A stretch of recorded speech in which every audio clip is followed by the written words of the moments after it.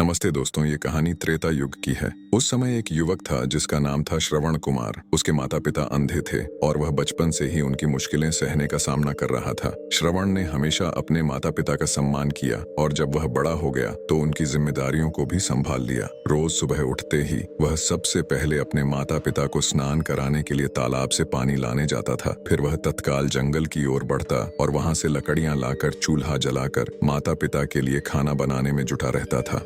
श्रवण की मेहनत को देखकर उसकी माँ हमेशा उससे कहती थी, श्रवण बेटा, तुम इतना सब कुछ अकेले क्यों करते हो? तुम मुझे खाना बनाने में मदद करने दो, मैं बना लूंगी। तुम्हें थोड़ा आराम करना चाहिए। माता की बात सुनकर श्रवण कुमार ने कहा, नहीं माता, मैं ये सभी काम तो आपके लिए ही करता हूँ। मेरे माता पिता के लिए किए गए कामों में थकान कैसे हो सकती है, बल्कि मुझे उससे आनंद होता है। श्रवण कुमार की इस बात सुनकर उसकी माँ भावुक हो गई। वह हर दिन भगवान से प्रार्थना करती थी, हे प्रभु, ऐसे ही ध्यान रखने वाला श्रवण जैसा बेटा हर किसी माता पिता के घर में पैदा हो। श्रवण के माता पिता नियमित रूप से भगवान की पूजा करते थे। उनके लिए वह फूल और पूजा सामग्री लाता। उसके बाद बिना किसी विलंब के वह खुद भी माता पिता के साथ पूजा में शामिल हो जाता था। श्रवण कुमार धीरे धीरे बड़ा होता गया और वह तेजी से घर के कार्यों को पूरा करके बाहर काम पर निकल जाता था।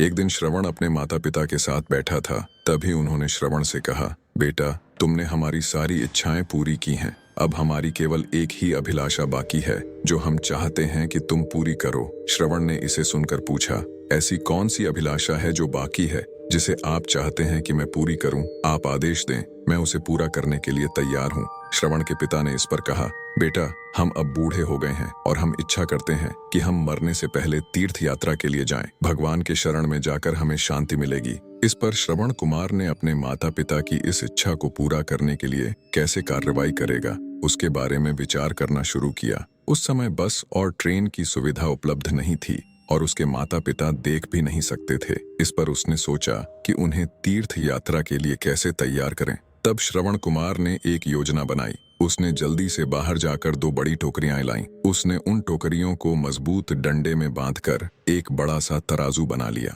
फिर श्रवण कुमार ने उस तराजू में अपने माता पिता को बारी बारी से गोद में उठाकर बैठा दिया। उसके बाद तराजू को अपने कंधों पर लेकर उन्हें तीर्थ यात्रा कराना शुरू किया। उसने कुछ दिनों तक लगातार अपने माता पिता को एक के बाद एक सभी पवित्र स्थलों का दर्शन कराया। इस मार्ग में श्रवण कुमार ने अपने माता पिता को प्रयाग से लेकर काशी तक घुमाया। माता पिता को यात्रा के दौरान श्रवण कुमार ने उन स्थानों के बारे में भी सविस्तार से बताया, क्योंकि उनकी आंखें काम नहीं कर सकती थीं। उसके माता पिता बेटे की मेहनत और समर्पण को देखकर बहुत खुश थे। एक दिन उन्होंने श्रवण से कहा, बेटा, हम देख नहीं सकते, परंतु हमें कभी भी इस बात का दुख नहीं होता। तुम हमारी आंखों के समान हो। तुमने हमें जिस तरह से सभी पवित्र स्थानों की यात्रा पर ले जाकर उनके विवरण सुनाए हैं, ऐसा लगता है कि हमने सचमुच भगवान के दर्शन अपनी आंखों से किए हों। अपने माता पिता की बातें सुनकर श्रवण ने कहा, तुम्हें ऐसा कहने की कोई आवश्यकता नहीं है। माता पिता बच्चों के लिए कभी भी बोझ नहीं होते, ये तो हमारा कर्तव्य है।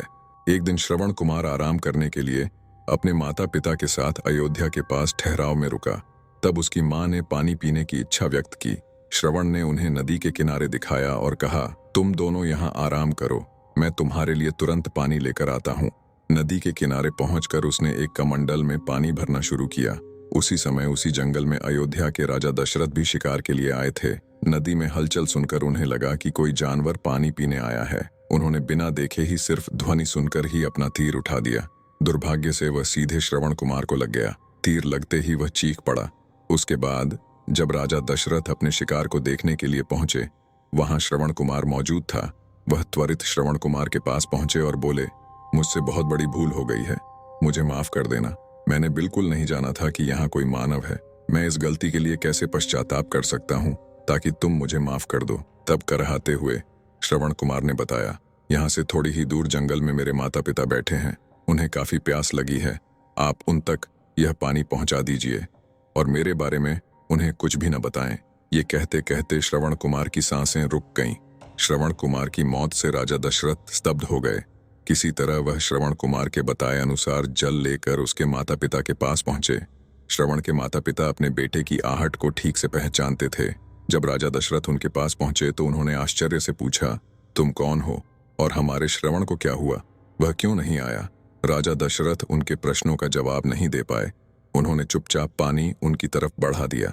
तभी श्रवण की माँ ने चिंता भरे स्वर में जोर से कहा, तुम कौन हो और मेरा बेटा कहाँ है? ये बताते क्यों नहीं हो? श्रवण की माँ की चिंता देखकर राजा दशरथ ने कहा, माँ, मुझे माफ कर दो। शिकार करने के लिए मैंने जो तीर चलाया था वह सीधे तुम्हारे बेटे श्रवण को छू गया। उसने मुझे तुम लोगों के बारे में बताया, इसीलिए मैं यहाँ पानी लेकर चला आया। इसके बाद राजा दशरथ चुप्पी में बैठ गए। राजा दशरथ के वचन सुनकर श्रवण की माँ अपने आंसुओं को रोक नहीं पाई। उन दोनों ने अपने बेटे की मौत के दुख में राजा दशरथ के लाए हुए पानी को छूने से इनकार किया।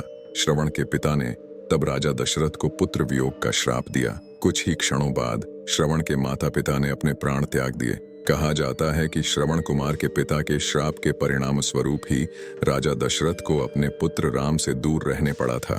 राजा दशरथ के इस श्राप को पूरा करने के लिए ही भगवान राम को 14 वर्षों का वनवास हुआ, जिसका माध्यम दशरथ की पत्नी कैकेयी बनी।